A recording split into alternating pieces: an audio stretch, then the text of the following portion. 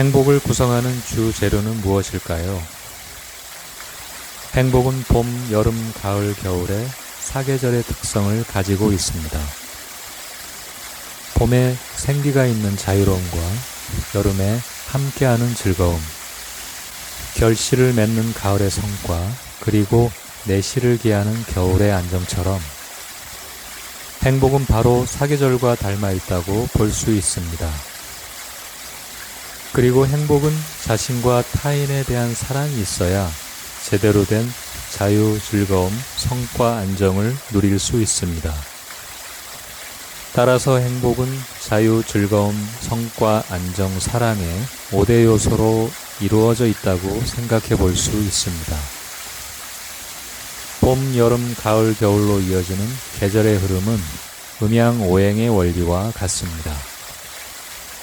그래서 행복의 5대 요소와 음양오행 그리고 사계절을 연결해 보면 자유, 즐거움, 성과, 안정, 사랑으로 연결됨을 알 수 있습니다.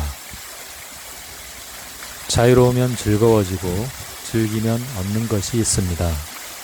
얻는 것이 있으면 보람이 있고 보람되면 마음이 안정됩니다. 그러면 비로소 자신을 향한 사랑을 다른 사람에게도 줄 수 있는 여유가 생기는 것입니다. 자유, 즐거움, 성과, 안정으로 이어지는 것은 봄, 여름, 가을, 겨울로 이어지는 사계절의 흐름과 같습니다. 한 계절만 계속 이어진다면 어떻게 될까요? 예를 들어 여름만 있다면 지구는 불타게 될 것입니다. 또한 겨울만 있어도 지구는 꽁꽁 얼어붙게 될 것입니다. 변화를 이끄는 중심에 오행에서는 토가 있고 행복의 중심에는 사랑이 있습니다. 먼저 상생의 흐름을 볼까요? 오행의 목화토금수의 상생 흐름처럼 행복도 자유, 즐거움, 사랑, 성과, 안정으로 이어지는 상생 흐름이 있습니다. 예를 들어 자유가 지나치게 되면 고집이 세지고 방종하게 되듯이 자유로움이 넘치지 않기 위하여 즐거움으로 넘어가는 것입니다. 즐거움이 지나치면 목표 없이 이런저런 일로 허송세월하게 됩니다. 이때 관심사를 외부에서 내부로 전환하는 시기를 맞이하게 되는데 바로 사랑을 통해 외부와 내부를 연결하는 역할을 합니다. 그러나 사랑이 지나치면 우유부단해지기 때문에 이성적인 판단과 결실을 맺는 성과로 넘어갑니다. 다음으로는 상극의 흐름입니다.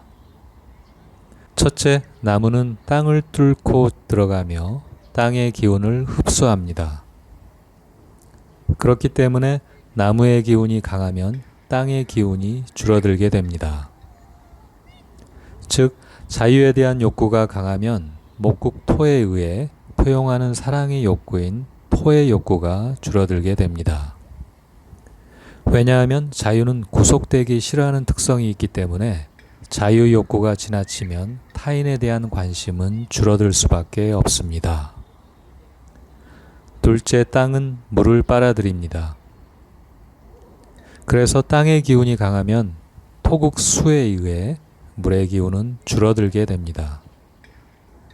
즉, 사랑이 지나치면 집착이 되고 마음의 안정은 점점 멀어져 가게 될 것입니다. 셋째, 물은 불을 꺼버리는 작용을 합니다.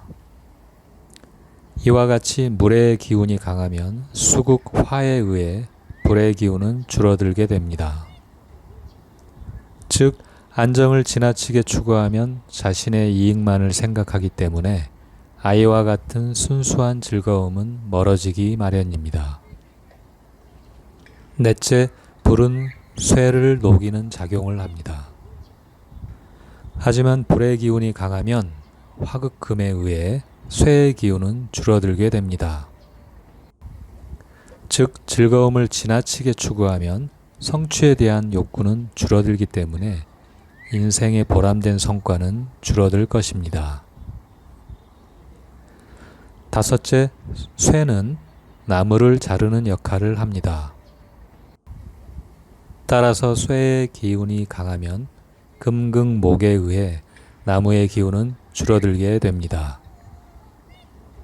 즉 성과를 내려고 하는 욕구가 지나치면 목표를 위해 자신을 속박함으로써 자유는 줄어들 수밖에 없습니다.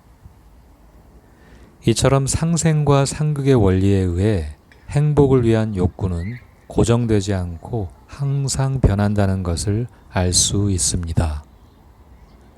또한 행복을 추구하는 욕구의 변화 과정 속에서도 지나치거나 부족하게 되면 행복에서 멀어짐을 알 수 있을 것입니다.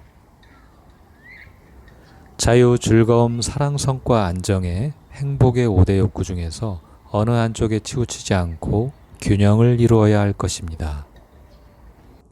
이는 영양소를 골고루 섭취해야 건강할 수 있는 이치와 같다고 볼 수 있습니다.